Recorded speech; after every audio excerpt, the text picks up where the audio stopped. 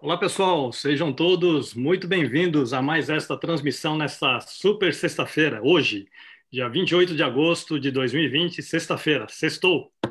São 20 horas e 30 minutos e você está nesse canal direto para você, diretamente aqui do Japão, conectado com o Brasil e o Conselho de Cidadãos do Consulado-Geral do Brasil, em Hamamatsu, com a proposta, como de sempre, tentar levar o melhor e um número máximo de pessoas, o melhor da informação e da orientação, sempre com o objetivo simples, mas enfim, de colaborar para que uma solução de um problema que você tenha possa ser resolvida através das informações que a gente tem levado a vocês. A tomada de uma decisão ou até mesmo se prevenir de algum dano iminente, né? Então, a nossa disposição sempre foi essa e hoje, sexta-feira, não será diferente. Eu, Etsui Ishikawa, membro do Conselho de Cidadãos do Consulado-Geral do Brasil em Hamamatsu, sempre na companhia honrosa do nosso presidente Heber Toyohashi e também da nossa queridíssima secretária executiva Adriana Sugino, teremos a honra e o prazer em receber nessa noite a doutora Ana Paula Braun, oficial civil do Estado de São Paulo, e que vai nos esclarecer diversos pontos e situações dos atos notariais que implicam direta e indiretamente na vida dos brasileiros no Japão e, por que não dizer, dos brasileiros que vivem fora do país. Portanto, sem mais delongas, eu gostaria de passar a palavra para o nosso presidente Heber Toyohashi para as suas saudações iniciais. Bom dia, Brasil. Boa noite, Japão. E um bom dia a todos do mundo todo que está nos assistindo, nos acompanhando. Doutora Ana Paula Braun, muito prazer. Seja bem-vinda ao Conselho de Cidadãos de Hamamatsu, aqui no Japão. Agradecemos de coração a participação hoje, tá? E essa troca e também essa distribuição de conhecimentos que, a partir de hoje, você vai poder fazer nessa live com a gente. Eu, como 30 anos de Japão, também tive minhas dúvidas justamente em relação ao registro de cidadania da minha filha, né? A primeira orientação no momento que a minha filha nasceu aqui no Japão foi: vá para o Brasil no primeiro cartório. E onde que é o primeiro cartório, né? Quando eu fui me informar, falaram, não, só tem em Brasília, né? Então já começou a desinformação por aí, né? Então, hoje, eu gostaria que você, né, estivesse à vontade. Nossos consulentes vão fazer várias perguntas, tá? E eu gostaria que, assim, todos que estão nos assistindo pudessem tirar todas as dúvidas em relação, desde que o tempo nos permita, e a doutora Paula também possa, dentro desse tempo, poder responder para a gente. Muito obrigado, seja bem-vindo a Hamamatsu, Japão. Obrigado, presidente. Agora as nossas saudações da nossa secretária executiva, Adriana Sugino. Bom dia, doutora Ana Paula. É um prazer imenso estar participando dessa live com a senhora. Espero que a senhora esteja bem à vontade, né? E é muito importante para a nossa comunidade esses detalhes, essas informações que a senhora possa passar sobre esse tema. Aqui no Japão, há muitas pessoas que há muito tempo não voltam ao Brasil, as leis do Brasil mudam rapidamente e há muita confusão na hora de quando voltamos, precisamos resolver algum problema no Brasil. Então, vai ser muito importante, né, esse esclarecimento, essas informações que a senhora vem trazer para a gente. Bom, queria agradecer e seja bem-vinda. Obrigada. Obrigado, presidente. Obrigado, Adriana. Doutora Ana Paula Braun, diretora da ARPEN, que é a Associação dos Registradores de Pessoas Naturais do Estado de São Paulo, mestre em Direito pela PUC, especialista em Direito Notarial e Registral e bacharel pela PUC também, oficial de Registro Civil, Pessoas Naturais, Interdições e Tutelas de São Vicente, ok? E diretora, então, como diretora da ARPEN,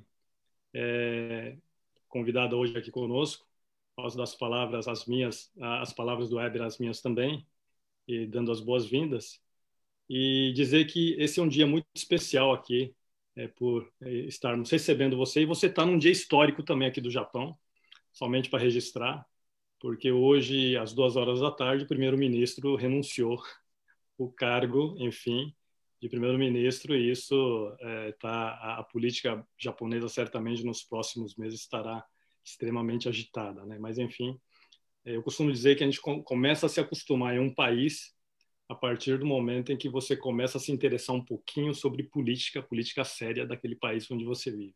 Então, acredito que a maioria, não digo a maioria, uma boa parte dos brasileiros aqui que estão vivendo no Japão se interessam sim, mas, enfim, somente para fazer um registro que é muito importante para nós brasileiros, como estrangeiros ou então como imigrante aqui nesse país, saber que o primeiro-ministro, então, renunciou e muito provavelmente a partir da semana que vem a política vai estar, não, a partir da semana que vem, a partir de hoje, né, já de hoje, estará muito agitado. Mas, enfim, seja muito bem-vinda e passo as palavras para você dar as primeiras saudações, os primeiros cumprimentos. Seja bem-vinda.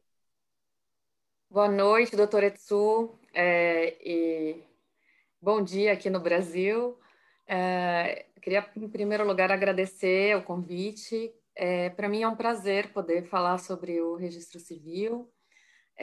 Agradecer ao doutor Éber, a doutora Adriana.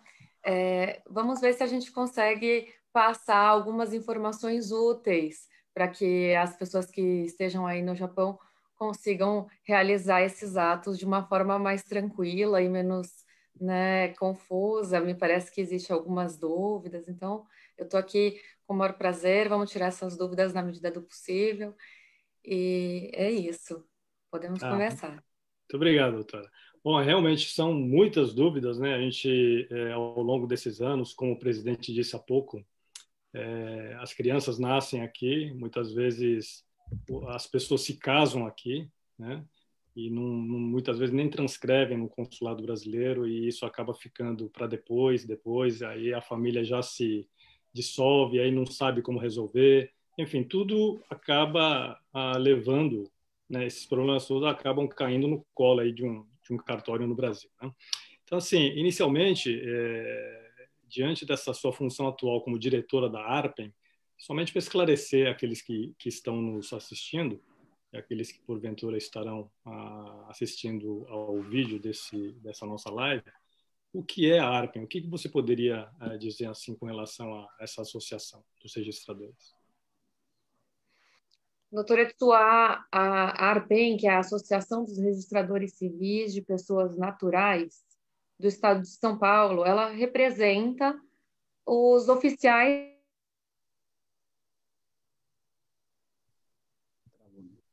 em âmbito nacional. A função dessa associação é mais do que apenas representar os associados, é também de fomentar melhorias, de possibilitar que a gente consiga implementar coisas que sozinhos os cartórios não conseguem. Os cartórios, hoje em dia, eles são delegações privadas, que o poder judiciário transfere para particulares. Só que determinadas ações precisam acontecer com uma certa escala. Então, por exemplo, a associação possibilitou que fosse criada uma central de registro civil nacional. Isso já está regulamentado pela Corregedoria, mas a Central de Registro Civil Nacional é uma plataforma virtual em que os cartórios estão interligados. Então, para quem está, por exemplo, no exterior, é muito interessante poder acessar essa plataforma e solicitar a certidão para qualquer cartório do Brasil de forma digital. Ou para uma pessoa que esteja num cartório em São Paulo e precisa de uma certidão de outro estado, eu me dirijo ao cartório mais próximo de onde eu estou e lá mesmo eu consigo obter uma certidão da Bahia, em São Paulo, por exemplo. Então, essas são promovidas ações pela associação. Que maravilha. Então, quer dizer, você poderia falar um pouquinho, aproveitar aqui o gancho, porque, na verdade, muita gente que está aqui, conforme estávamos comentando há pouco, antes de começarmos essa transmissão, muita gente que está há muito tempo no Japão desconhece, né? Acha que precisa ir até o cartório, tal, fazer o pagamento dos emolumentos das taxas para poder retirar uma segunda via de um casamento, de um nascimento, tal. E essa novidade, eu acredito que não seja uma novidade para quem está no Brasil, mas com certeza para quem está no exterior e para muita gente, essa possibilidade de se conectar com essa central existe. Então, quem está no Japão, então quem está na Europa, nos Estados Unidos, ou seja, fora do país, ele pode muito bem acessar e solicitar uma certidão de casamento, uma certidão de nascimento atualizada, é isso? É isso, eu vou deixar aqui. O site é www.registrocivil.org.br. Nesse site, o usuário consegue acessar, fazer a solicitação do serviço e já efetuar imediatamente o pagamento das taxas. E nessa solicitação, ele vai poder escolher se ele quer uma certidão física, e nesse caso ele vai ter que solicitar um correio, aí acrescido o valor da postagem, ou se ele desejar uma certidão virtual, uma certidão digital, perdão, essa certidão vai ser enviada a ele por um link e vai ter um código hash de verificação, é uma certidão segura, só que é um documento eletrônico. Um documento eletrônico. Então, quer dizer, na verdade, numa situação prática, eu preciso de uma certidão minha lá de Valparaíso, de onde eu sou. Eu entro nessa central, solicito e como estou muito longe, ao invés de documento físico, eu peço esse documento eletrônico, então esse digital, baixo, eu recebo isso por e-mail, é isso? Eu pago as taxas, etc. e tal, eu recebo por e-mail, baixo, imprimo e pelos códigos valido o documento, é isso? Exatamente. Olha só. O documento vai ser recebido por um link, não é que é um documento recebido por e-mail, é um link Ok. vai por e-mail, mas não é o próprio documento em si, é um link. E assim como outras certidões aqui no Brasil, elas já são certidões digitais. Por exemplo, certidão eleitoral, de quitação com a Justiça Eleitoral. Não sei se alguns de vocês precisam eventualmente demonstrar, obter essa certidão. Ela é obtida diretamente na internet. A nossa certidão atualmente também pode ser um documento digital. Perfeito. Então, certidão digital é fornecido um link, é um link já exclusivo, protegido, para que não haja problema de validação, problema da questão de ser verdadeiro o documento, né? Enfim, é isso, né? É um Isso, ele link pode ser exclusivo. confirmado. Ele vai poder ser confirmado através desses códigos, ele pode ser confirmada a sua autenticidade. A pessoa acessa uma vez só nesse link ou ele pode acessar várias vezes, por exemplo, porque vai estar ali o link. Você acessa uma vez, imprimiu. Tem um prazo, doutora Tsu, que eu não sei, não preciso verificar exatamente qual que é o prazo em que ele fica válido para você Não, fazer o download, mas quando você acessa o link, você pode fazer o download do PDF. Aí, uma vez ok. que você tem o download desse PDF, você salva o arquivo e aí pode fazer o uso dele. Então, Perfeito. o acesso, que eu não sei qual que é a data de expiração do link, mas uma vez feito o download, você salva o documento e aí ele vai ficar salvo com você. Olha só, gente, presidente, isso é uma novidade sensacional, Ótimo. né? Para muita gente que eu sabia que existia um central, mas não sabia ainda que já era possível uma certidão digital, né? E isso de uso legal, né? Maravilhoso, Acredito né? que isso vai ser uma revolução aos brasileiros no Japão, hein? No Japão, Porque porque os tão difícil a brasileiros gente pensam. conseguir aqui, Uhum. né? Muito importante isso. Ok. E os cartórios, voltando à questão da Arpen, ótima, essa é uma ótima notícia, uma ótima possibilidade que certamente os brasileiros, não só do Japão, mas do exterior, certamente vão utilizar. Os cartórios, assim, de certa forma, todos os cartórios, a maioria, ou então todos os cartórios de registros de pessoas naturais estão vinculados na associação, é isso? São associados. Todos os cartórios do Brasil estão vinculados na associação. Perfeito. E a mantenedora, então, é a própria associação, quer dizer, são os próprios cartórios. São os próprios cartórios, os próprios associados que mantêm as associações. A gente tem tem as associações estaduais, todas as associações estaduais ligadas na Associação Nacional, que é de mesmo nome, né? A Arpen Brasil. Por meio da Arpen Brasil é que a gente tem essa central nacional. Perfeito, ótimo. Essa foi uma conquista, esse centro centro virtual, né, de cartórios e tal, foi uma conquista da ARPA, né, pelo que eu entendi. Agora, os cartórios basicamente estão subordinados estadualmente a algum órgão. Então, como eu disse, os cartórios eles são delegados atualmente por meio de um concurso público. Esses Ok. oficiais ingressam no registro público após as provas, que é uma prova semelhante à prova de juiz, promotor, e eles exercem a delegação de forma totalmente privada. Quer dizer, a gestão, a administração dessas serventias, ela é responsabilidade do oficial. E a fiscalização desses oficiais é feita pelo Poder Judiciário, mais especificamente pelo corregedor permanente no âmbito local, que é o Uhum. juiz que atua diretamente naquele cartório, e pela Corregedoria Geral, no âmbito estadual. Então, uma relação, é uma Entendi. delegação privada, mas com fiscalização.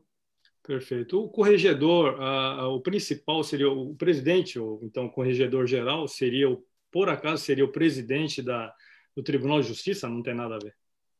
Não, o corregedor geral nem não é a corregedoria geral é um outro órgão do Tribunal de Outro órgão. Justiça Ah, que fica especialmente designada para essa função.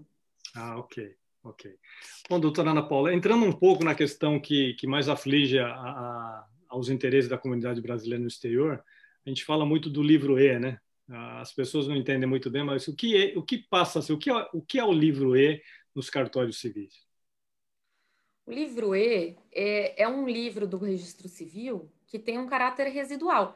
Ele a gente tem os livros de nascimento, casamento, óbito, o livro de proclamas, que já nem tem mais muito uso, porque Uhum. com as coisas eletrônicas, e o livro E é o repositório residual, para que sejam inscritos outros atos que sejam relativos ao estado civil da pessoa natural e que são e que que exista uma previsão legal. Então, ele tem caráter residual, mas ele necessita de previsão legal. Eu não posso registrar no livro E qualquer outro ato relativo à vida civil que não seja o nascimento, casamento e óbito, que tenha uma previsão específica. Então, a gente tem previsão de registro de emancipação, de interdição, de ausência, de morte presumida, de união estável, de opção da nacionalidade, das transcrições dos atos praticados no exterior e ainda, mais recentemente, da tomada de decisão apoiada, que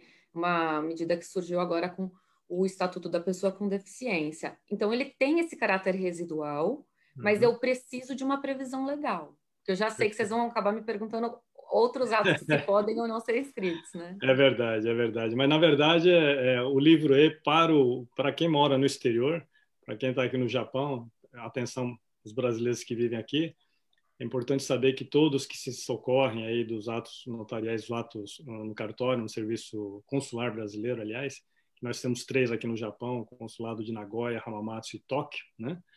E todos os brasileiros que se socorrem, se utilizam dos serviços consulares, eles estão lá para poder registrar ou um filho que nasceu, um casamento que foi realizado, com 30 anos de história de presença de brasileiras aqui. Lamentavelmente, a gente é obrigado também a estar registrando óbitos, né, de brasileiros aqui. Então, todos esses documentos que são transcritos, registrados e transcritos aqui pelo órgão público brasileiro, que é o consulado, o Serviço Consular Brasileiro, invariavelmente cairiam aí no colo do primeiro cartório de registro civil de alguma cidade para se fazer a transcrição. É isso, né, doutor? Sim, o objetivo do livro E é a finalidade dele é dar publicidade desses atos praticados, né, para que eles possam produzir efeito perante terceiros. Então, por Uhum. exemplo, o registro de nascimento realizado no Japão, ele já é válido, ele já confere ao nascido a nacionalidade brasileira. Mas eu preciso da publicidade no Brasil dessa situação. Então, é um fim de publicidade. é um ato formal necessário, investido por lei, enfim, para poder validar ou para poder, como a doutora disse, dar publicidade a esse ato tão importante. A gente ouve muito aqui no Japão, eu me casei na prefeitura e depois transcrevi no consulado brasileiro, sou casado no Japão, não sou solteiro no Brasil. Isso não existe, né? A gente sempre diz que o consulado brasileiro é uma extensão territorial do Brasil. Os atos praticados dentro do consulado têm naturalmente validade, a lei brasileira que impera, e posteriormente é ato, como a doutora bem disse, é ato publicitário, né? Na verdade, da publicidade e fazer a formalidade do registro. Um terceiro, por exemplo, de Doutor, posse dessas certidões de transcrição, doutor, nascimento, casamento, óbito, enfim. Presidente, você quer perguntar alguma coisa? não, aproveitando justamente essa questão da importância da publicidade, tem a pergunta da consulente de Paula Maga, tá? Que justamente ela está perguntando aqui, será que eu posso fazer essa pergunta? Claro, por favor. Né? A de Paula Maga, ela está perguntando por que é importante fazer a transcrição. Até que idade preciso fazer transcrição? Onde seria? Então, acredito que no meio dessa conversa, algumas perguntas já foram respondidas, mas poderia fazer uma ratificação em relação a essa pergunta da consulente, doutora Ana Paula? Sim, a transcrição pode ser feita a qualquer tempo. Já existiu na legislação brasileira uma limitação, mas atualmente a transcrição ela pode ser feita a qualquer tempo. E a opção de nacionalidade, que tinha uma limitação de tempo após a maioridade, no período de 4 anos, já não existe mais também. A opção também poderá ser feita a qualquer tempo. Então, tanto a transcrição como a opção vai poder ser feita a qualquer tempo. Ok. Mais alguma coisa? Ela perguntou mais alguma coisinha aí no final. Ela perguntou que... Por que é importante fazer a transcrição? E preciso fazer a transcrição onde? Isso. E aí o local para fazer essa transcrição vai ser sempre depender do domicílio. Então, se o domicílio, o cartório competente é o do primeiro subdistrito, porque pode ser que exista mais de um cartório no local, mas havendo um domicílio no Brasil, o cartório é o do primeiro ofício, primeiro subdistrito do domicílio. Então, às vezes a pessoa mora no exterior, mas ela tem um domicílio no Brasil, né? Em algum momento da vida, ela vai retornar para um lugar. Sabe que domicílio é o lugar onde a gente tem ânimos definitivo e pode ser que um período longo no exterior não necessariamente seja o domicílio definitivo da pessoa. Então, manteve um domicílio definitivo, aquele local pode ser o indicado para fazer a transcrição. Se a pessoa não tem domicílio nenhum, pode ser que ela tenha nascido no exterior, tenha nacionalidade brasileira, já não tem mais vínculo nenhum com o Brasil, nunca teve. Então, nesse caso, a competência vai ser do primeiro subdistrito do Distrito Federal. Brasil. Então, somente nesse caso que a competência é do Distrito Federal. Mas se a pessoa está no exterior, mas tem um domicílio no Brasil, ela vai declarar, olha, meu domicílio é de São Vicente, eu estou morando no Japão, mas sou domiciliada em São Vicente. A minha transcrição vai ser em São Vicente. E por que é no primeiro subdistrito? Porque só o primeiro cartório da cidade que tem mais de um cartório, ele tem o livro E, para que haja a concentração desses atos no primeiro cartório. Ou seja, o livro E, antigamente, quando falaram para mim ir para Brasília, só tinha em Brasília, era isso? Não, o livro E existe nos cartórios do primeiro subdistrito de todos os locais, da sede das comarcas. Então, cartório de distrito não tem livro E, só o cartório do primeiro subdistrito da sede da comarca. E a competência do Distrito Federal fica apenas para aquelas pessoas que não têm residência no Brasil. Se você tiver uma residência no Brasil, vai ser no local da sua residência. Que na oportunidade, provavelmente o presidente, na época, lá atrás, presidente, se por falta de informação, muita gente ouvia essa questão, tem que ser Brasília, tem que ser Brasília. Muitas vezes até pessoas ligadas, não diretamente ao consulado, mas pessoas que se faziam uso do consulado, tal, despachantes, tal, falavam, não, tem que ser em Brasília. Né?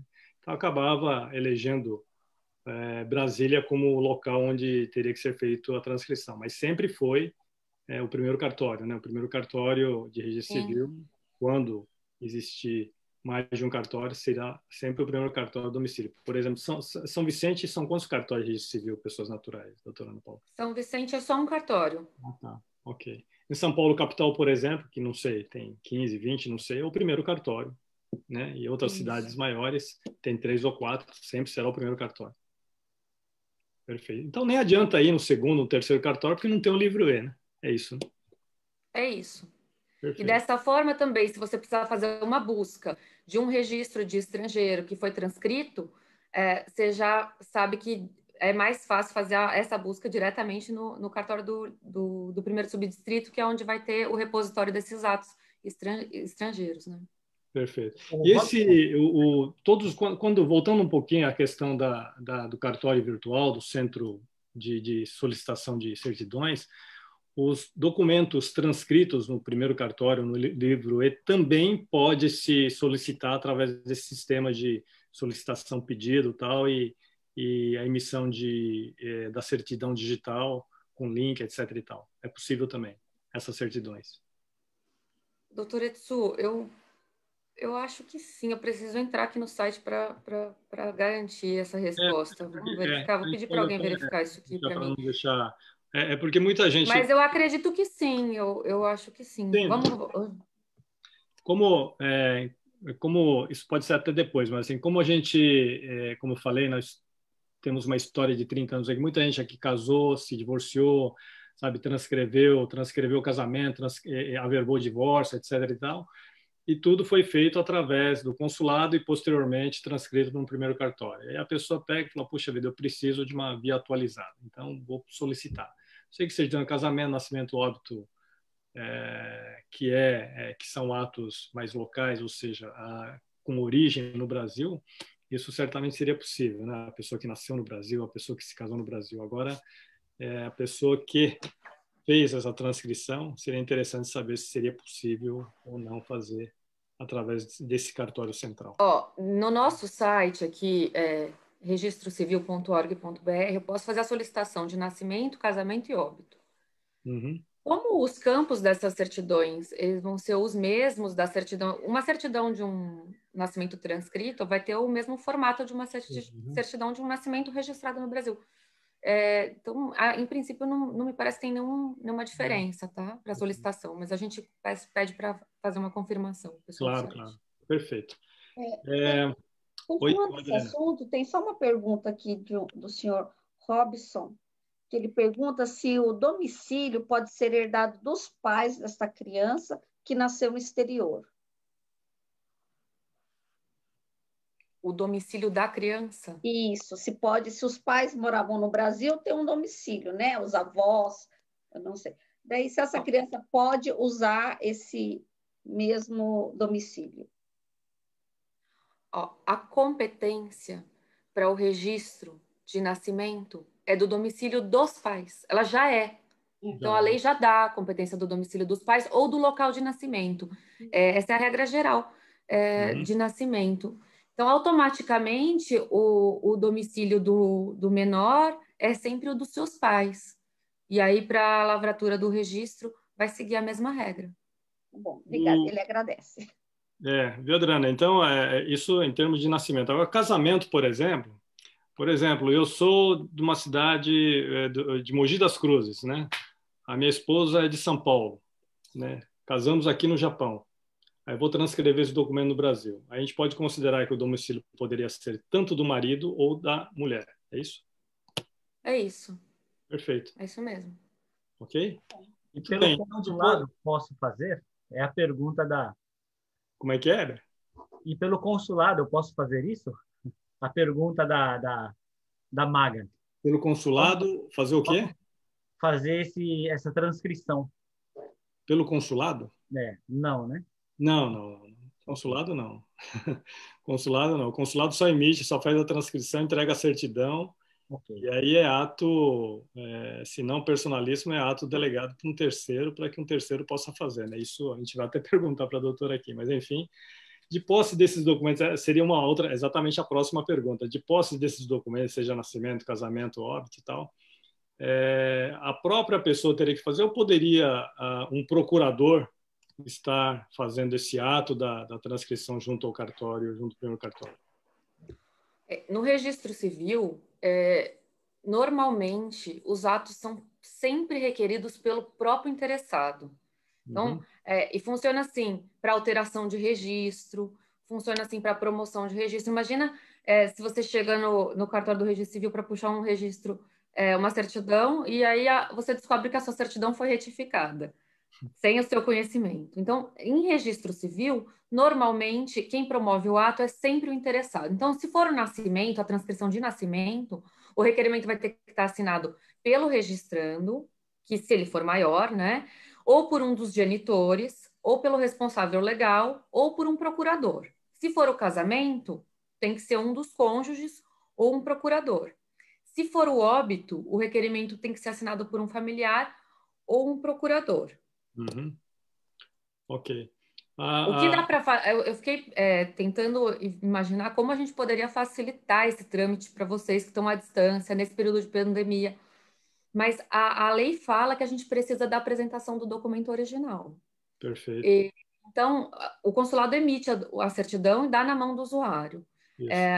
A pessoa vai ter que se dirigir ao cartório de registro civil, pode ser por correio, mas se esse documento o consulado pudesse emitir de forma eletrônica, o requerimento eu até conseguiria recepcionar de forma eletrônica, se fosse um requerimento assinado com certificado digital, daquele certificado no âmbito da ICP Brasil.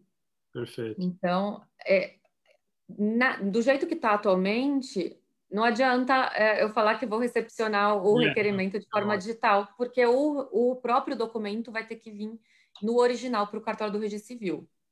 Mas eu acho assim que a maioria das pessoas que estão aqui acabam utilizando um procurador, né? Você sabe que o consulado brasileiro, um dos documentos mais expedidos pelos consulados aqui e do mundo todo, é uma procuração. Procuração, normalmente procuração pública ou então uma procuração simples. É essa a pergunta. Para esse ato, por exemplo, então, de representar lá o pai, os pais da criança, tal, para o registro de nascimento, ou eventualmente para transcrever um casamento, o casal aqui poderia ser através de um procurador, né? A doutora falou que sim, pode ser feito através de um procurador. E essa procuração, aí está a dúvida, né? Muitos brasileiros aqui não sabem a diferença entre uma procuração simples e uma procuração pública, né? Teria que ser uma procuração pública ou uma procuração simples, ou seja, com os poderes tal e com assinatura e firma reconhecida? Ela pode ser uma procuração simples com a firma reconhecida. Ah, perfeito. Desde que o conteúdo esteja bem clara, né? No caso, assim, no que Sim, sem problema nenhum. Se vier a procuração pública, a gente aceita também. Claro. Né? Agora, se for uma procuração particular e que esteja com a assinatura verificada por um oficial público, já é suficiente. Perfeito, perfeito. Bom, a gente sabe que no Brasil a certidão de nascimento, eu não sei a partir de quando, mas passou a ser gratuito. Não sei se eu estou bem informado, mas enfim. No Brasil, a transcrição, aliás, nos cartórios, quando recebem um documento do exterior, por ser nascimento, teria direito a essa gratuidade? Como é que é isso, doutor? Então, a gratuidade existe para o registro de nascimento, que é o primeiro registro, tanto no Brasil como no consulado. Para transcrição, não tem gratuidade. E o que a Corregedoria entendeu nesse caso é que o registro consular já é suficiente para conferir a nacionalidade, que é o registro garantido gratuitamente para que a pessoa exerça o seu direito como cidadão brasileiro. Agora, a transcrição que visa dar essa publicidade seria um outro ato e não estaria abrangido pela gratuidade. Ah, perfeito. Perguntas aí, Heber? Adriana? Tá tranquilo? Sim, tem uma pergunta aqui da Jéssica Morelli, que ela fala assim: sou do registro civil do primeiro subdistrito da Sé. São Paulo. E é possível, sim, solicitar certidão eletrônica de transcrição através do site do Registro Civil? A pergunta é de quem?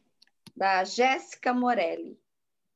Do primeiro cartório de registro civil da Sé? Isso. E ela está Ela é perguntando se é funcionária da... possível solicitar a certidão eletrônica de transcrição. Ela está através do fazendo uma site. afirmação ou está fazendo uma pergunta? Ela está afirmando, eu acho. Eu entendi que ela está afirmando. Isso, ela não é. O pessoal do primeiro cartório de registro civil da Sé são pessoas conhecidas, inclusive, da nossa, de nós mesmos aqui, por aqui. A gente vai muito para lá, para São Paulo.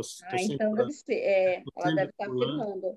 Mas Eu acho Não, ela está que... afirmando porque a gente ficou na dúvida se o requerimento via a plataforma, se haveria algum impedimento. E aí, ela está só complementando. Eu acho que agradeço a informação, porque realmente o site não faz diferença entre nascimento, casamento e óbito na hora de o usuário fazer a solicitação. E a certidão que vai ser recebida também não vai ter sido uma certidão de transcrição, ela vai seguir o modelo oficial. Então, fica melhor assim que todos os brasileiros aí no Japão já ficam sabendo que podem fazer o requerimento no site.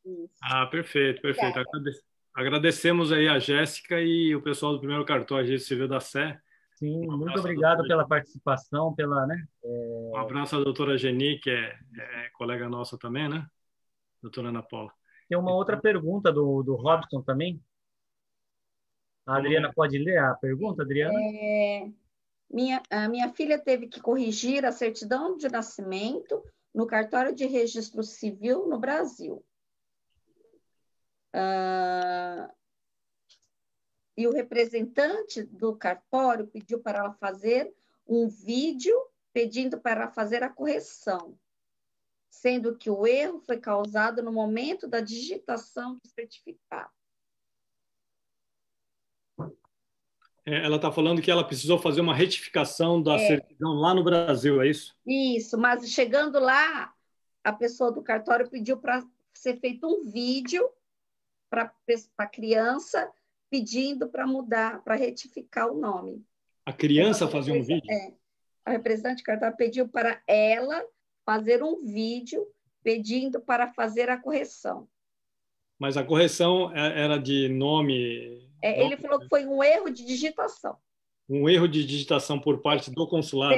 Sendo que o erro foi causado no momento da digitação da certidão. Pois é, mas digitação da certidão pelo consulado, é isso? Ele não fala por onde foi. Muito provavelmente deve ser. Porque se mora aqui, né? Exato.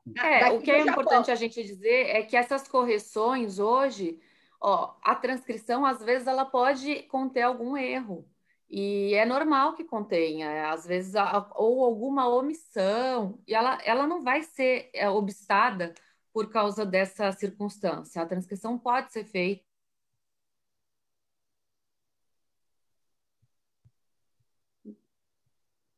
de documentos comprobatórios da situação que se quer provar. Obrigada, doutora. Ele falou assim que o erro estava no nome da mãe.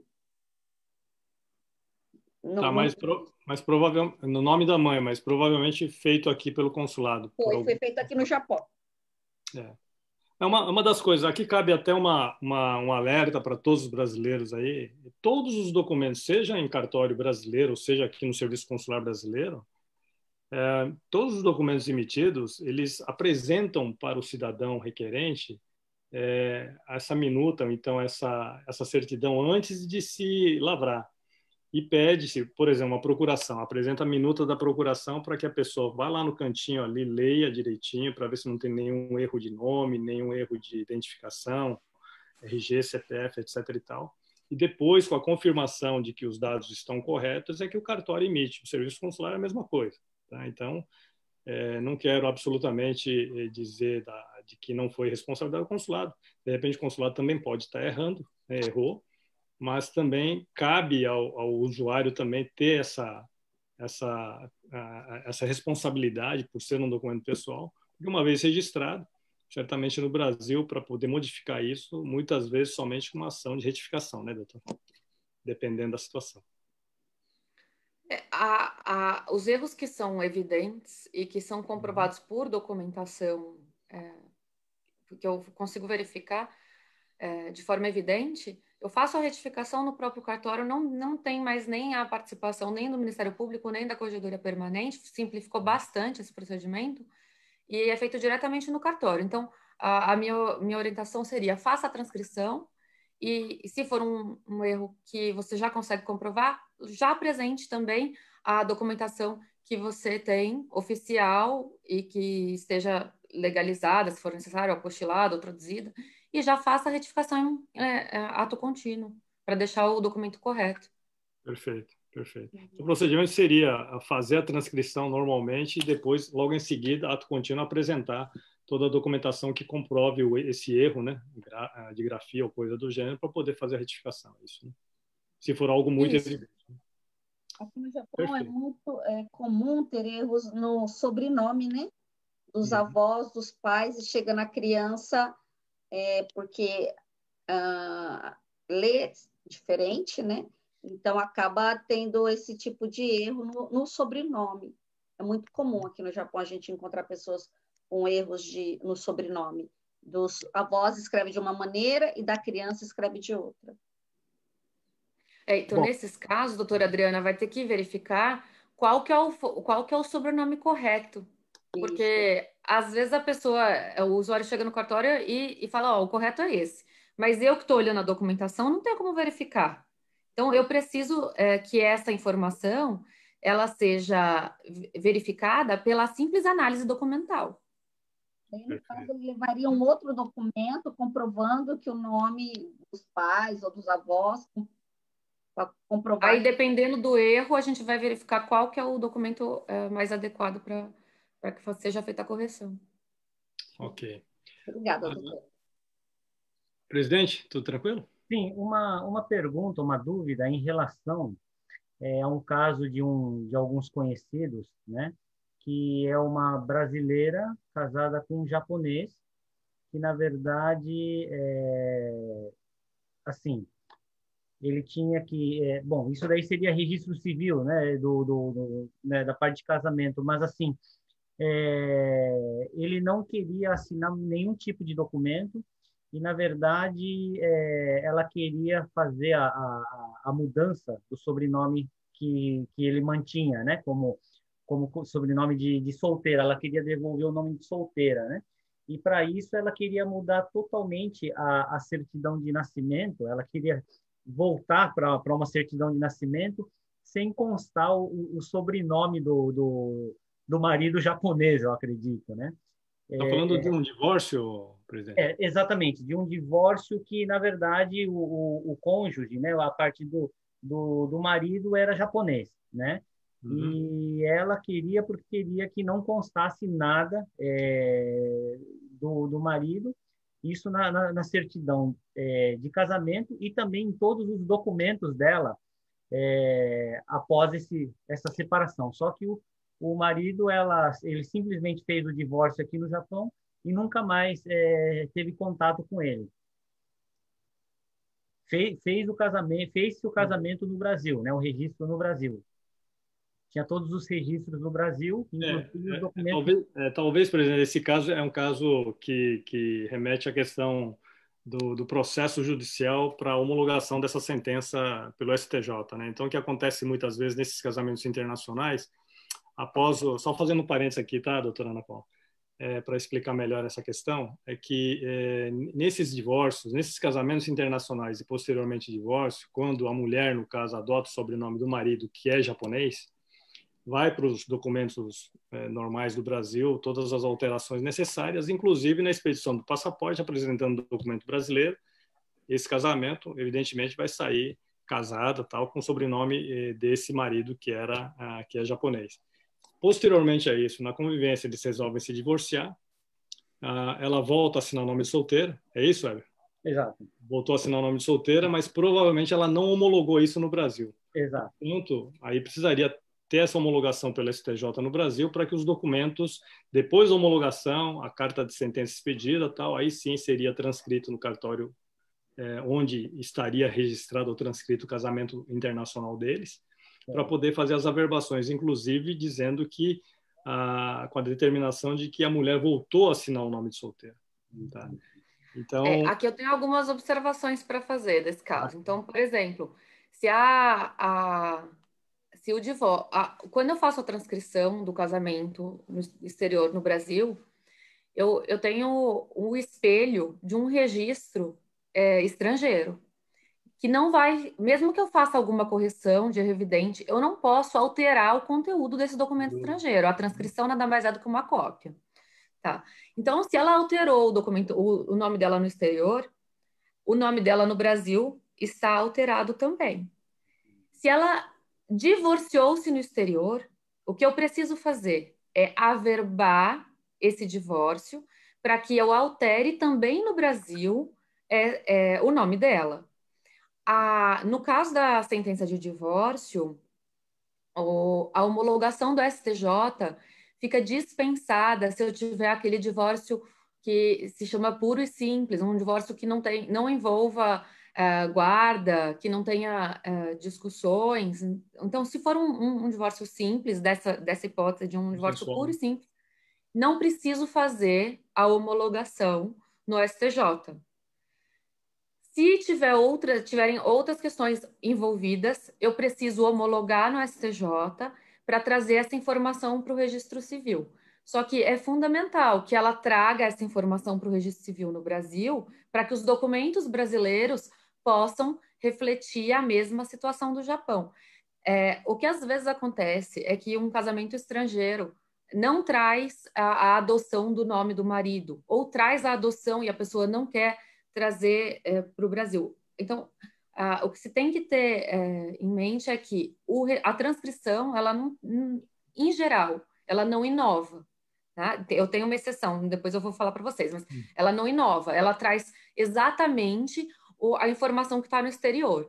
E se você tiver alteração no exterior, para que eu tenha a verdade, o registro tem que espelhar sempre a verdade, eu preciso que você traga essa informação por um meio de um documento oficial, que vai ser a sentença de divórcio, e se for um divórcio puro e simples, basta que ela esteja traduzida, né, e apostilada. Perfeito. Tudo bem, presidente? Respondido? Sim, eu acredito que há vários casos, né? Não só de brasileiros ou brasileiras com japoneses, mas também brasileiros casados com peruanos, filipinos, outras nacionalidades. E eu acredito que assim a primeira intenção de um casamento internacional nesse nível é fazer o registro na sua terra pátria, né? No caso, o Brasil. Então, nesse decorrer do tempo, acontece a separação. E, às vezes, a separação, a pessoa ela não quer um sobrenome, por exemplo, que não seja um sobrenome brasileiro. Ela não quer carregar na certidão, né, dela, nos documentos dela, um sobrenome que seria um sobrenome asiático, por exemplo. Né? Então, ou mesmo latino, de outras. Né? Então, ela gostaria de retornar ao nome de solteira. Então, eu acredito que tem vários casos desse sentido, né, que as perguntas são bastante... Na verdade, desde que, como a doutora Ana Paula disse, desde que o documento original, né, ou seja, o emissor, no caso o órgão japonês, tenha essa observação, o cartório no Brasil, tá, a doutora Ana Paula que me corrige, ela faz um espelho, ou seja, ela transcreve ipsiliter da maneira como o documento se encontra, que é entregue no cartório brasileiro para transcrição. Não aumenta nem diminui. Tá? Qualquer outra informação para verbal, para poder subtrair o nome, ou então para poder alterar, etc. e tal, terá que ter um fato novo. E esse fato novo teria que ser originário aqui do Japão. Entendi. É isso, né, doutor? Isso, no divórcio ela tem que ter optado no Japão para retirar o nome. Mas vamos supor que a legislação japonesa não admita. Não sei. Vamos supor que a legislação estrangeira tenha uma outra conformação. Então, o registro brasileiro não vai inovar. Ele vai somente fazer o que refletir o que foi feito no exterior. Perfeito. Eu queria passar por uma pergunta também muito recorrente aqui. O consulado brasileiro, evidentemente, está aqui para poder estar atendendo toda a comunidade brasileira no que se refere a qualquer tipo de expedição de documento, ou então registro e transcrição, né? Mas algumas pessoas preferem pegar essa documentação aqui. No Japão, por exemplo, a pessoa quer se casar, pega toda a documentação necessária e vai para uma prefeitura aqui que faz as funções do cartório no Brasil. As partes vão lá, preenchem um documento e faz o casamento no Brasil, no Japão, com requerimento junto à autoridade da prefeitura, uma autoridade administrativa do Executivo Municipal. Muito bem, pego esse documento, e atualmente a gente tem esse procedimento de apostilar junto ao Ministério das Relações Exteriores do Japão, ok? Apostilo esse documento e, ao invés de passar para o consulado, eu encaminho diretamente para o Brasil, né? Já vi procedimentos usuais também, no sentido de, chegando no Brasil, fazer a tradução, evidentemente, do tradutor público juramentado, e, posteriormente, transcrever ou registrar esse documento no cartório, títulos e documentos, e depois tentar fazer esse registro, essa transcrição, melhor dizendo, no primeiro cartório. Esse é o procedimento adequado? Está certo? Está correto, doutor? Doutor Itsu, o senhor está falando de um casamento realizado por uma autoridade pública estrangeira. É Isso. isso? Exatamente. Tentar registrar isso diretamente no Brasil, direto, sem passar pelo consulado. O cartório do Registro Civil, ele recepciona 2 tipos de ato realizados no estrangeiro. Atos realizados pelo consulado e atos realizados pelas autoridades públicas estrangeiras. Então, tanto o casamento realizado pelo consulado, casamento consular, com uma certidão consular, vai ser transcrito, como o casamento realizado pela autoridade pública estrangeira também tem previsão de ingresso normalmente no cartório do Registro Civil. Esse procedimento está correto.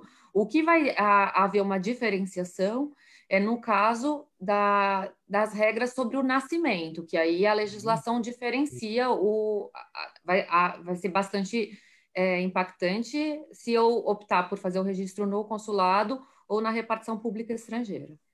Perfeito. Tudo bem, presidente? Adriana? Tá, então, em relação a esse casal de casamento internacional que a esposa quer mudar o sobrenome do marido, por exemplo, né? E no caso do filho também, que tem a certidão de nascimento que carrega o sobrenome do marido. Nesse caso, é possível colocar o nome de solteira?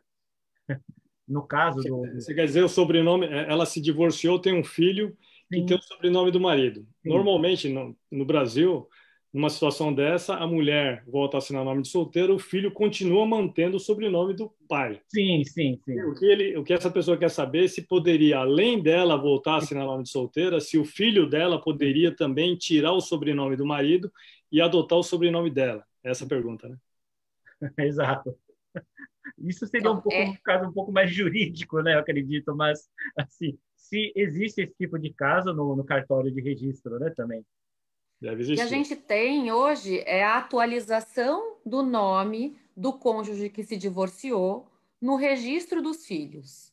Então, o sobrenome do filho, evidentemente, não vai poder ser modificado em razão do divórcio dos pais, mas o nome do genitor que se divorciou ou que contraiu novas núpcias, por exemplo, que pode acontecer, pode ser, atualmente, ele pode ser atualizado diretamente no cartório. Então, até algum tempo atrás, eu tinha algumas ações judiciais nesse sentido, para tentar atualizar o nome dos genitores nos assentos dos filhos, e algumas até eram indeferidas, mas atualmente essa questão está regulamentada e eu posso fazer essa alteração diretamente no cartório do Registro Civil.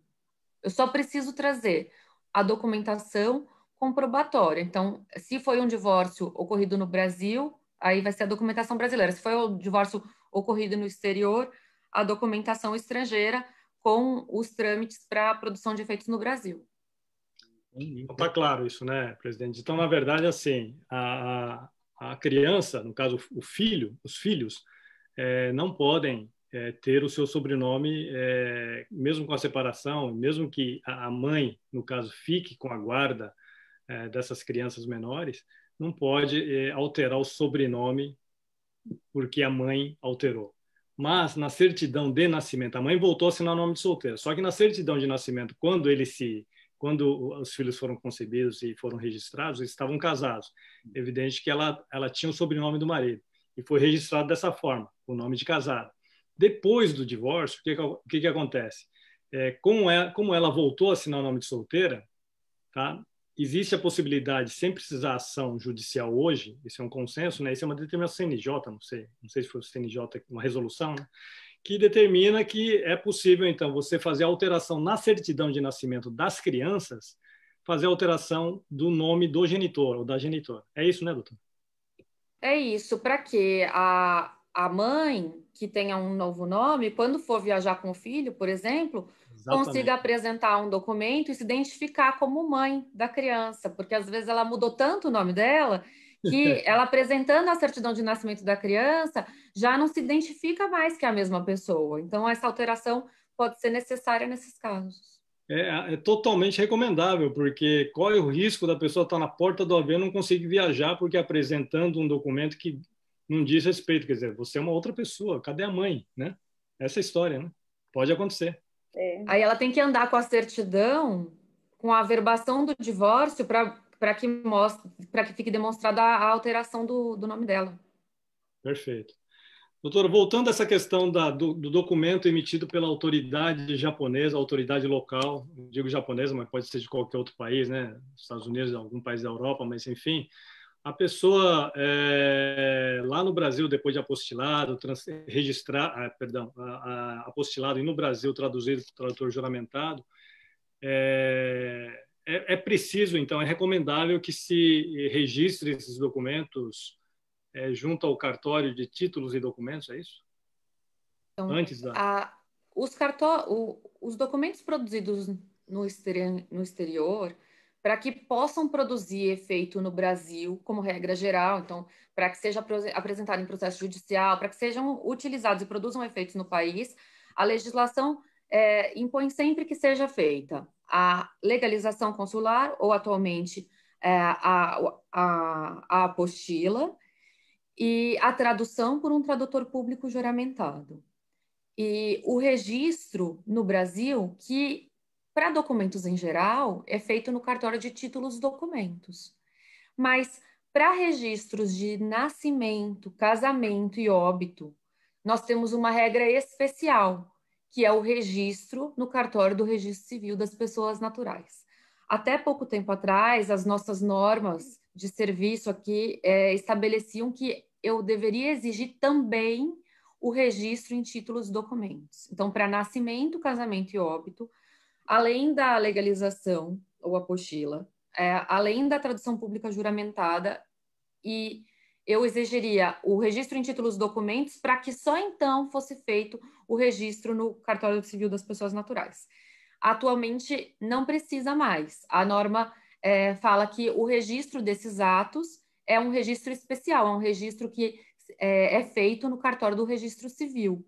Mas os demais atos todos, os demais documentos todos, para que eu recepcione no Brasil, e então vamos imaginar um documento destinado a fazer prova para uma retificação, um documento japonês que você precisa me apresentar aqui para que a gente altere um registro na sua transcrição.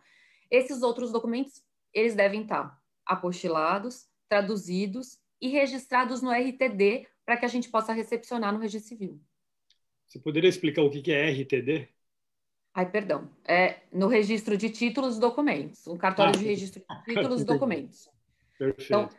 Então a regra geral fica o apostilamento, que é a verificação da autenticidade desse documento no país, do local onde ele foi emitido. Então, se foi emitido no Japão, é a autoridade japonesa. Se foi emitido nos Estados Unidos, também. Se foi é a autoridade estrangeira que vai verificar isso.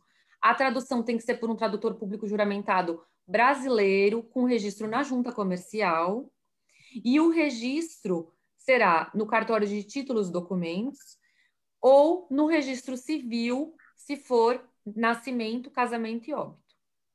Eu só faria um parênteses aqui para toda a comunidade brasileira que nos assiste aqui. Quando se fala assim, tradução juramentada japonês para o português, conforme a doutora disse, tradutor público juramentado, registrado na junta comercial, etc. e tal.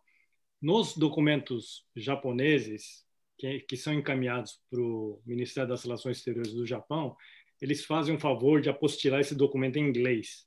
Tá? Então, é muito importante lembrar a todos que quando você encaminha esse documento para o Brasil, para o tradutor juramentado japonês-português, o tradutor público de japonês para o português vai traduzir o documento de japonês para o português, mas vai ter uma folha ali que vai estar em inglês. Então, você tem que mandar esse documento posteriormente para um tradutor em inglês, português, para traduzir essa folha também, senão você não consegue registrar, não consegue avançar na documentação. É isso que eu queria dizer só.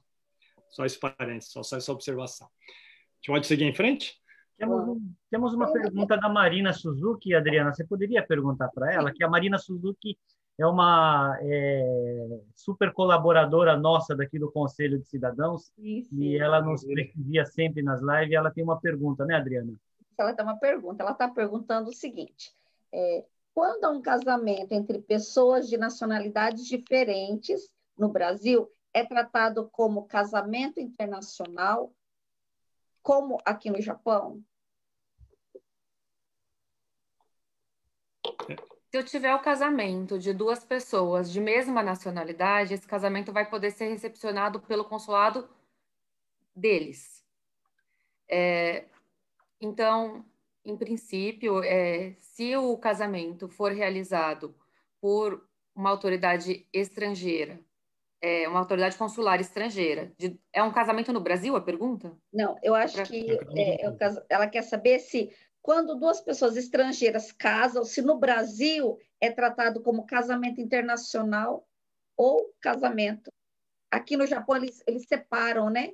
Casamento japonês com japonês e casamento com estrangeiro. Por exemplo, dois japoneses que estão lá no Brasil, aí no Brasil, e resolvem se casar, né? E se esse tratamento seria um tratamento com um casamento internacional, o cartório casa sem nenhum problema, desde que tenham documentação e tudo mais. É isso, essa pergunta, né, André? Eu creio que sim. Sim, Então, a norma, o que a norma remete é que, nesse caso, eles podem se dirigir ao consulado estrangeiro, então, no caso, seria o consulado japonês, já que os dois são de outra nacionalidade, né, e no consulado japonês mesmo realizar essa celebração. E, nesse caso, uma pergunta que poderia ser feita, esse casamento poderia ser considerado um casamento internacional e transcrito no Registro Civil das Pessoas Naturais? Então, eu diria que não, porque a transcrição do Registro Civil das Pessoas Naturais, ela se destina ao registro de brasileiros.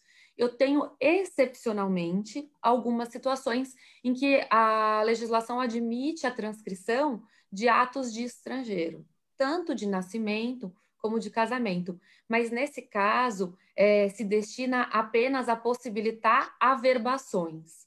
Então, vamos dar um exemplo. Eu tenho um casal que vive no Brasil, um casal de japoneses que vive no Brasil, e não tem documento, não tem um registro de casamento brasileiro aqui.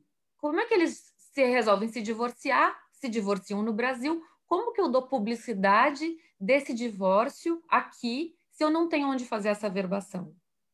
Então, a norma atual admite que eu faça uma transcrição, é uma transcrição excepcional, porque eu vou gerar uma certidão brasileira com o teor do casamento para possibilitar a averbação do divórcio. Mas essa certidão, ela não confere a nacionalidade brasileira a eles. Então, acho que sim, acho que seria um casamento internacional nesse sentido. Eu nunca vi mas acredito que é um casamento internacional. No Brasil usa esse termo, casamento internacional, casamento? Eu não tinha visto ainda, mas eu acredito que sim. Não é um casamento brasileiro. Entre dois nacionais, né, não se utiliza esse termo. Quando a gente usa esse termo casamento internacional, por exemplo, aqui no Japão seria um japonês com brasileiro, um japonês com uma outra nacionalidade. Aí nós estamos falando, provavelmente aqui a Marina está dizendo, o casamento de dois estrangeiros que vivem no Brasil. Então eu imagino que com visto permanente já, com com RNE, né, com Registro Nacional de Estrangeiro nas mãos, e com esses documentos se casaria, inclusive, no próprio cartório, né, diretamente no cartório, sem a questão do livro E ou coisa do gênero. Se forem dois japoneses que estão radicados no Brasil, já com estabilidade, já com visto permanente, eles podem, penso eu, acredito, se casar diretamente no cartório brasileiro e, posteriormente, comunicar ao seu consulado, né, de origem, que seria o consulado japonês. Isso acontece bastante, com frequência. Mas não seria considerado casamento internacional, porque são dois nacionais, né? Se for o caso de um brasileiro com um japonês, doutor, como ficaria? Aí sim, seria Daí casamento seria internacional. considerado um casamento internacional. Mas seria recepcionado, os casos... poderia provavelmente ser recepcionado por qualquer cartório, porque um dos cônjuges, um dos contraentes é brasileiro. Os casos transcritos no livro E é considerado especial por ser ligados ao estrangeiro? Pode repetir? Os casos registrados ou transcritos no livro E seria considerado casos ligados ao estrangeiro? Não. O livro E, ele se destina a todos os atos residuais que não vão poder ser recepcionados nos livros de nascimento, casamento e óbito, que são atos ligados ao estado civil das pessoas. Dentre esses atos, eu tenho atos que não são ligados ao estrangeiro, como, por exemplo, a emancipação, como, por exemplo, a interdição, como a tomada de decisão apoiada, e tenho também as transcrições, mas essas transcrições que visam da publicidade de registros estrangeiros, elas são transcrições, em princípio, a regra é que são transcrições de brasileiros. Então, no momento de fazer a transcrição, eu verifico a nacionalidade brasileira da pessoa para que eu não faça uma certidão de nascimento de brasileiro com uma pessoa que não o seja. Não posso conferir cidadania para uma pessoa que não tem nacionalidade brasileira. Então, fica restrito. Essa publicidade que eu mencionei, que é para efeito de publicidade das averbações, é um registro excepcional. Ele não vai trazer direito à nacionalidade. Ele apenas vai publicizar as averbações, porque não poderiam caber em outro lugar. Ok. Queria passar... Adriana, você quer alguma pergunta? Não. Não. Queria passar por um tema muito até polêmico, muitas vezes, talvez até nos próprios cartórios, com relação ao procedimento dos cartórios quanto ao regime de bens, ou seja, quando não consta o regime de bens na certidão original. Durante muitos anos aqui, os consulados muitas vezes não colocavam, só colocavam conforme a legislação local, etc. e tal, mas não colocavam de forma clara qual é o regime de bens. E quando isso chega na transcrição, como é que o cartório recebe, como é que o cartório administra essa questão do regime de bens? Então, a questão do regime de bens é a seguinte: eu vou fazer essa transcrição. Antigamente, às vezes, tinha algumas devoluções por falta do regime de bens. Então, como eu disse, a transcrição ela não vai ficar obstada pela falta de uma informação. A gente vai fazer essa transcrição com as informações que estiverem contidas e, posteriormente, eu posso fazer a inserção de uma averbação mediante a comprovação por um documento estrangeiro oficial. Perfeito. Então, mediante a apresentação de um documento oficial, né? Também. Ok. Perfeito. Alguma coisa? Heber? Não, eu queria só uma outra pergunta, só que essa daí, no caso, é minha mesma. No caso de emancipação, né? Por exemplo, temos os filhos aqui, às vezes querem viajar, querem ir para o Brasil sozinhos, e no caso de emancipar essa criança, né? Esse jovem, nós fazemos a documentação no consulado e depois transcrevemos no Brasil. Ou não é essa ordem que funciona? Você quer saber se depois de uma escritura ou então de por parte dos pais tal e a pessoa e o casal, no caso os pais, emanciparem o adolescente Uhum. por escritura, isso poderia ou deve ser ou tem que ser transcrito em um cartório civil brasileiro, é isso, né? É isso, né? Então, faz aqui no cartório, no consulado e transcreve no Brasil quando for. Tem data também para fazer esse documento no Brasil ou não? Uma data limite, depois de tanto tempo que. Prazo, né? Você quer dizer? Um prazo, isso. Tá, então, uma emancipação que tenha ocorrido no exterior, que pode ter ocorrido ou no consulado, ou numa repartição pública estrangeira, ou por uma sentença estrangeira, ela vai ser recepcionada no Brasil como um documento estrangeiro, que se tiver, a depender do tipo de documento, se for um documento emitido por um notário estrangeiro, vai ter que estar apostilado, traduzido, registrado no cartório de títulos e documentos. Se for uma certidão consular, eu não preciso disso, porque ela já está em português, ela já é emitida por uma autoridade pública brasileira, eu vou recepcioná-la diretamente. Se for uma sentença estrangeira, eu vou precisar de uma homologação do STJ. Então, o documento estrangeiro que contenha a emancipação, seja de qualquer espécie, e que obedeça os requisitos necessários para que produza efeito no Brasil, vai ser recepcionado normalmente no cartório do Registro Civil para que faça o registro da emancipação no livro E. Tá bom. Perfeito. Obrigada. Perfeito. Com relação à Não tem curatela, prazo. Você perguntou do prazo, não tem prazo para isso. não tem prazo. Obrigada.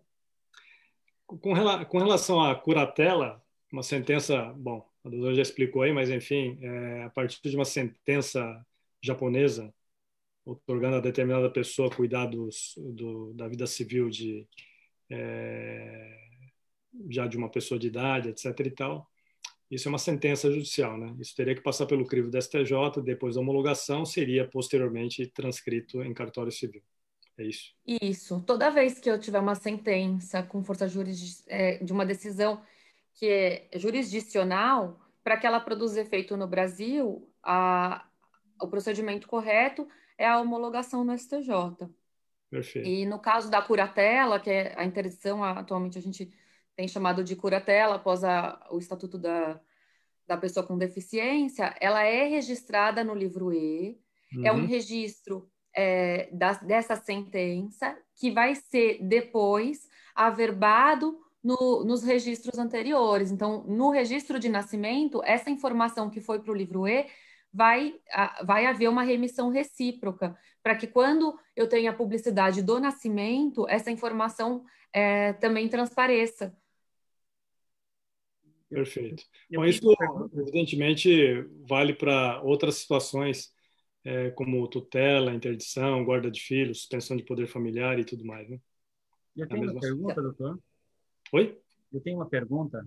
Claro, pois não. É uma pergunta de Então, deixa eu só completar essa parte da tutela, guarda de filhos, suspensão do poder familiar. Suspensão do poder familiar tem ingresso no registro civil, porque tem uma averbação no registro de nascimento. Guarda de filhos, não. Tá. Então, o procedimento para produzir tutela também não. Uhum.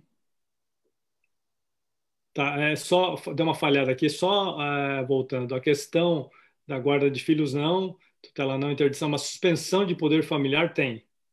Isso, a suspensão do poder familiar pode ser feita a averbação. Então, após a homologação da decisão, ela produz Uhum. efeitos no Brasil e vai ser publicizada no Registro Civil de Nascimento. A interdição é no registro do livro E, com publicidade também no nascimento.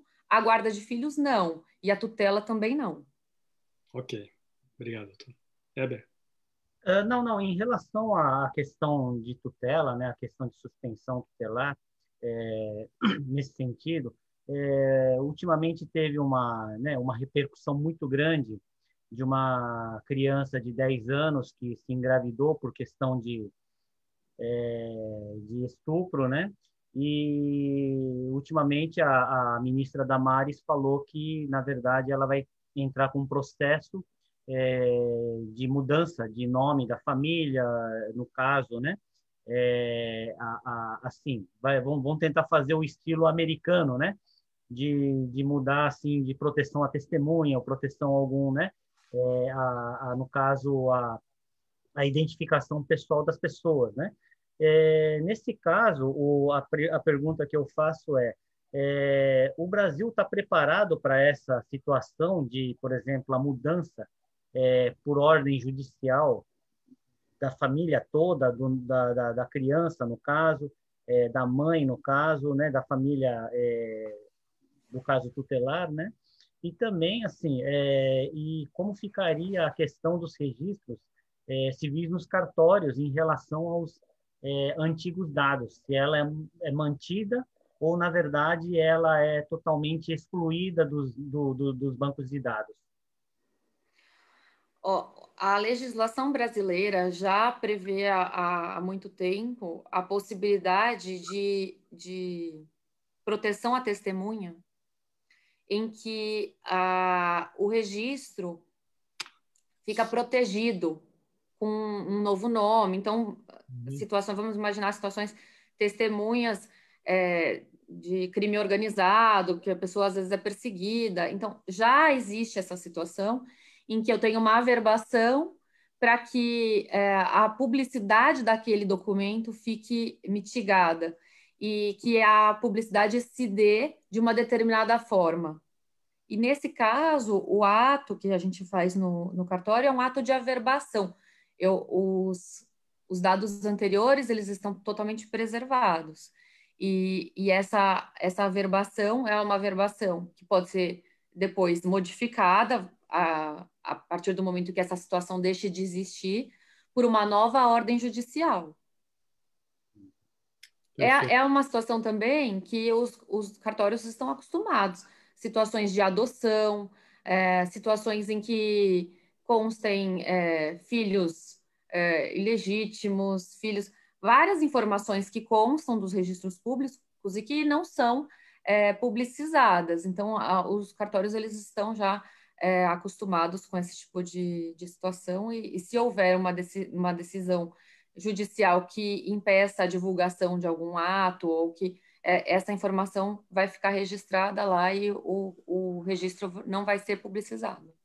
Nessa esteira, doutora Ana Paula, a gente imagina o seguinte, nos processos de adoção, o que acontece é a preservação, naturalmente, do adotado, ele se torna tanto legítimo quanto o filho natural, né? Então, a lei realmente protege e tal, tira de publicidade qualquer menção à questão da adoção, etc. e tal, mas naturalmente que nos registros irão conter.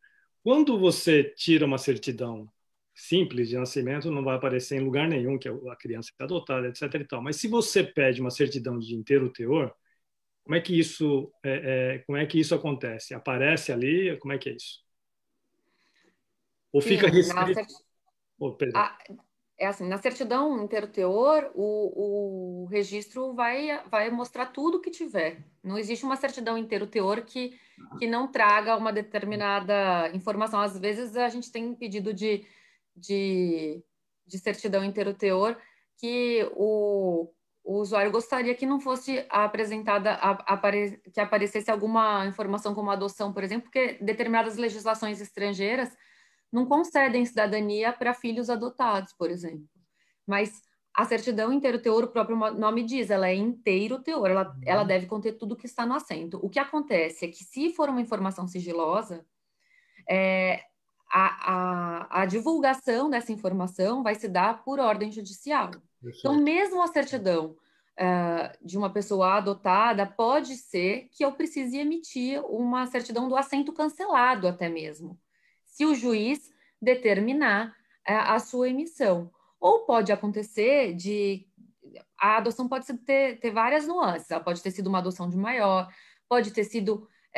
pode ser que essa pessoa ela tenha vivido já uma parte da vida dela com os dados do registro cancelado. E, às vezes, o próprio adotado pode precisar dessa certidão. Então, o próprio adotado também pode querer obter as suas informações. E, nesse sentido, a lei vai garantir a ele o acesso às suas informações. Perfeito.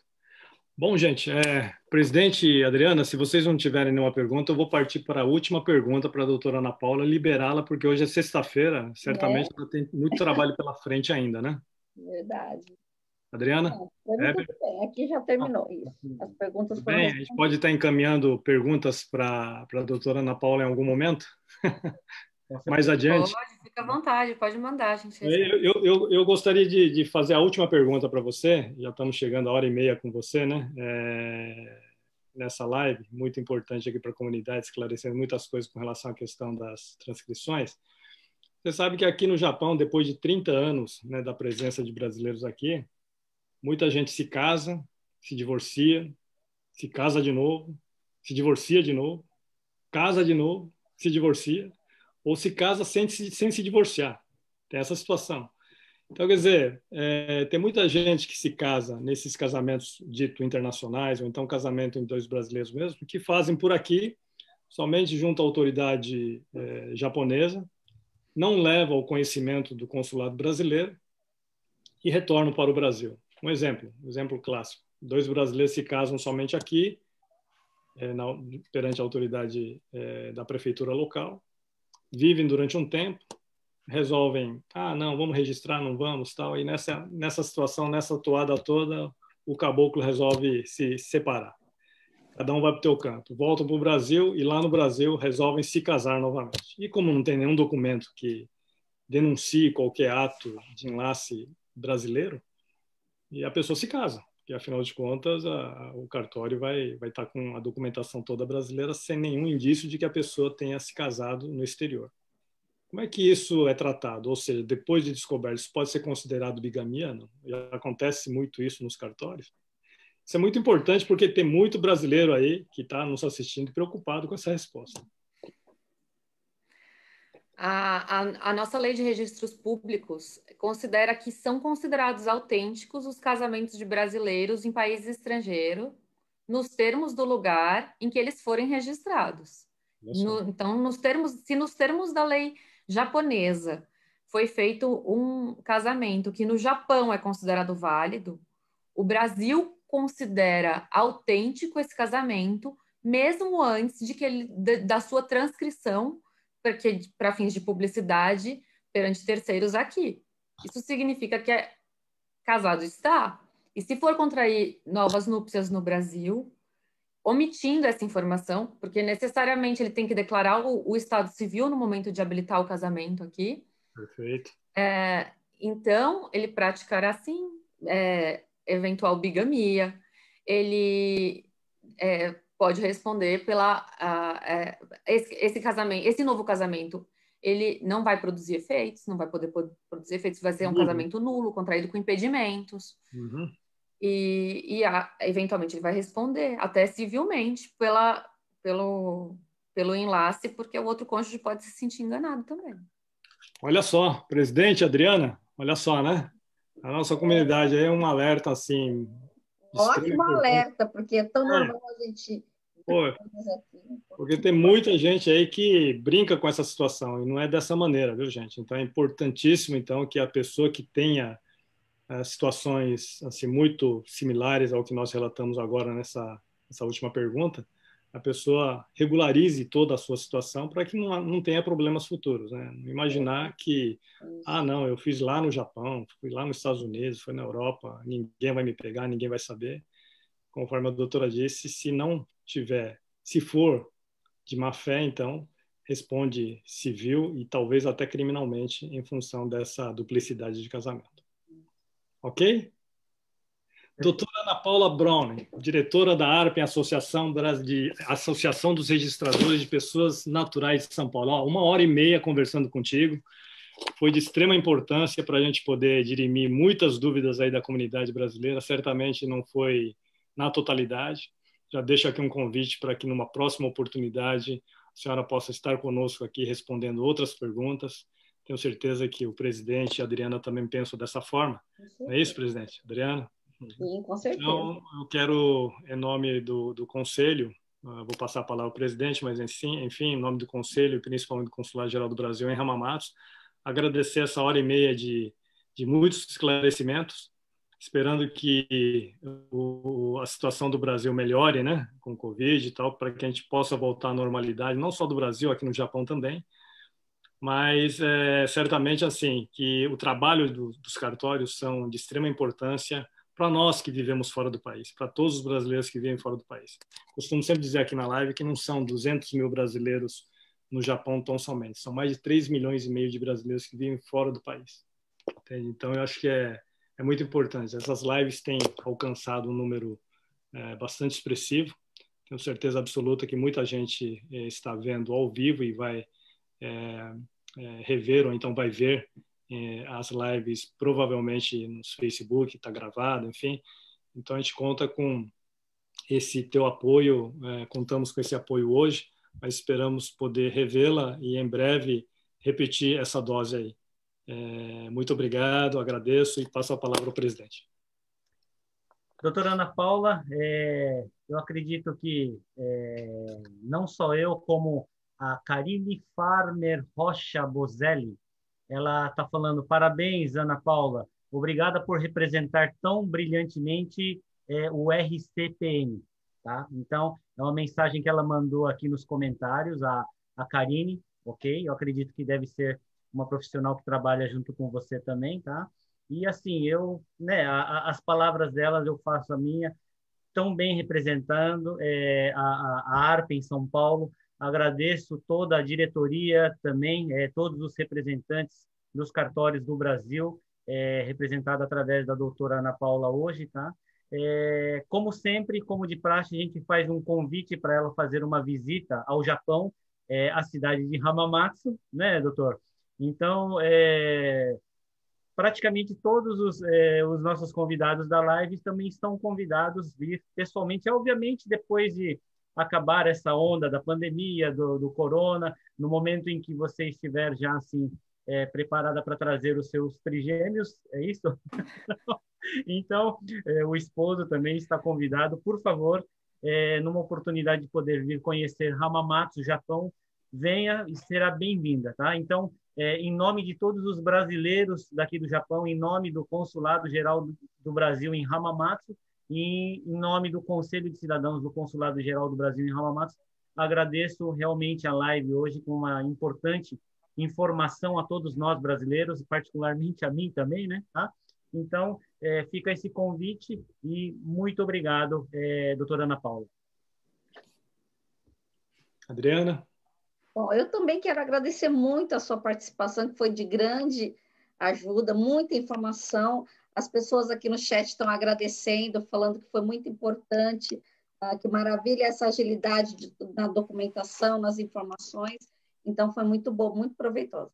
Também quero aproveitar, né, para agradecer imensamente o seu tempo, né? Eu sei que você também, 3 crianças, não é fácil, mas obrigada. Seja bem-vinda aqui no Japão, em Hamamatsu, quando você puder vir, se puder vir, né? Vai ser um prazer imenso recebê-la, tá bem? Obrigada, doutora. Até uma próxima vez. Ana Paula? Eu que agradeço. É um prazer estar aqui para falar sobre um assunto que vai trazer utilidade para a população, para os brasileiros que estão vivendo no exterior. Eu agradeço imensamente o convite à doutora Karine, à doutora Geni pela indicação, que na diretoria da associação me indicaram para essa live, e agradeço ao doutor Etsu, à doutora Eber, à doutora Adriana. Foi um prazer estar aqui com vocês. Me coloco à disposição para outros esclarecimentos que vocês tenham ainda, dificuldade aí, dúvidas. Sei que esse assunto é um assunto que aflige quem está morando fora, mas quero colocar os cartórios brasileiros como aliados da população, para que vocês consigam produzir a publicidade dos atos que são necessários para a vida civil. E contem conosco. A nossa plataforma digital, registrocivil.com.br, é uma ferramenta que eu acho que tem que ser divulgada, que facilita a vida e que dá agilidade e diminui custos intermediários para a obtenção da documentação. Hoje, todos os cartórios estão integrados E estando aqui no Brasil, as solicitações de um cartório para o outro são uma realidade hoje, tanto para pedido de certidões, como também para a realização de procedimentos. A atribuição dos cartórios no Brasil tem sido, do Registro Civil, tem sido muito modificada. A gente faz hoje diversos procedimentos que eram feitos na esfera jurisdicional, estão sendo realizados no Registro Civil. Então, contem conosco como aliados. Muito obrigada. Muitíssimo obrigado. Até a próxima. Obrigada. Até, tchau.